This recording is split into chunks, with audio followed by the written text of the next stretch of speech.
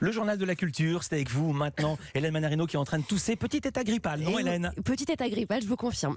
Bonjour, votre journal Bonjour de culture. Philippe, bonjour à tous. Vous allez nous révéler les nommés pour la cérémonie des Globes. Mais d'abord, on commence ce journal par l'affaire Mazenef. Encore, Antoine Gallimard, PDG de la maison qui porte son nom, s'exprime.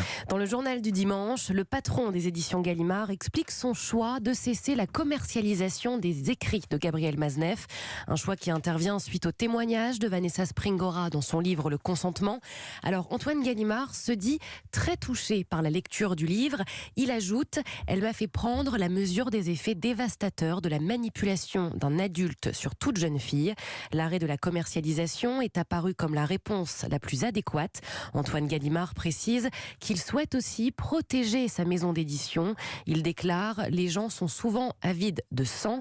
La chasse à l'homme, la chasse aux amis de l'homme. J'y suis sensible et j'en ressens un malaise. On n'aura la tête de personne chez Gallimard. » Je rappelle que Gabriel Mazenef est visé par une enquête pour viol sur mineur. L'Opéra de Sydney qui se mobilise pour les victimes de feu en Australie. Il rend également hommage aux pompiers qui luttent contre ces incendies qui ravagent le pays. Samedi soir, les voiles de l'Opéra ont projeté des images des pompiers pendant plus de 3 heures. Le 16 mars prochain, un gala est organisé à l'Opéra de Sydney pour recueillir des fonds destinés aux victimes des incendies. Les incendies qui ravagent l'Australie depuis octobre ont fait 27 morts et brûlé une superficie de plus de 100 000 km². Et puis après l'opéra, Hélène, vous nous parlez de danse. Et oui, avec une représentation exceptionnelle du ballet Dream avec la compagnie de Julien Lestel, spectacle produit par Alexandra Cardinal, danseuse au ballet de l'Opéra de Paris pendant 25 ans. Cette représentation se passera à la salle Pleyel le 16 janvier prochain avant de partir en tournée.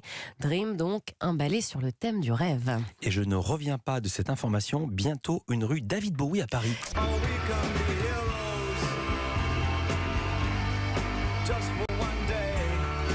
Et bizarrement, tout le monde veut déménager là-bas. C'est ce qu'a tweeté Mathieu Noël d'ailleurs ce week-end. Alors cette rue, elle sera dans le 13e arrondissement. Le maire Jérôme Coumet l'a annoncé parce qu'il est fan de l'artiste. Ouais. La rue se situera juste à côté de la gare d'Austerlitz. Ah mais je vois faire très bien. Et vous savez qui va déménager là-bas? Il va ouvrir dans pas longtemps le journal Le Monde, juste à côté dans ce quartier-là. Et très bien.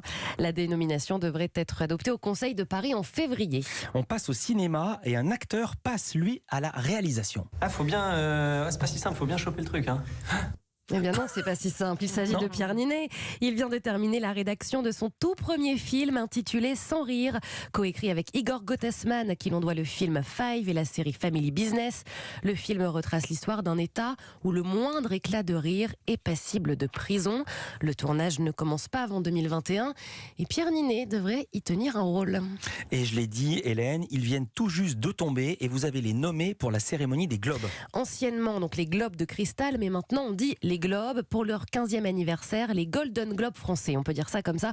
On choisit Monica Bellucci comme présidente d'honneur et les nommés sont... On vous donne la catégorie meilleur film et je vous encourage à aller voir tous les nommés sur Internet. Donc dans la catégorie meilleur film, Grâce à Dieu de François Ozon, Hors normes d'Éric Toledano et Olivier Nakache, La belle époque de Nicolas Bedos, Les Misérables de Lajli et Portrait de la jeune fille en feu de Céline Sciamma. Et vous terminez par le nouvel hymne des Enfoirés.